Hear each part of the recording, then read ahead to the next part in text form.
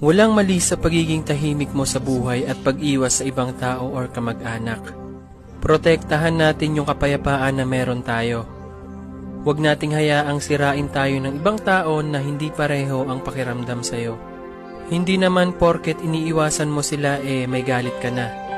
As we grow old, kailangan natin maintindihan na hindi lahat ng tao pareho ang ugali sa umpisa hanggang sa huli. Lahat tayo nagbabago. Binabago ng mga karanasan at mga leksyon na natututunan sa buhay. Maswerte ka kung mas maaga mong maiisip yun. Mas maagapan mo yung sarili mong masaktan.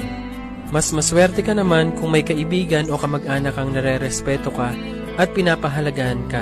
We all need a friend, relatives na kahit anong kakulangan at nakaraan mo, tanggap ka at hindi sinusumbat sa iyo ang iyong mga kakulangan at nakaraan.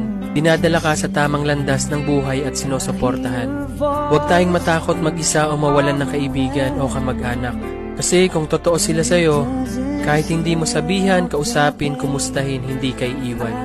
Pagkus ikaw ay intindihin at dadamayan sa oras na talagang kailangan mo sila.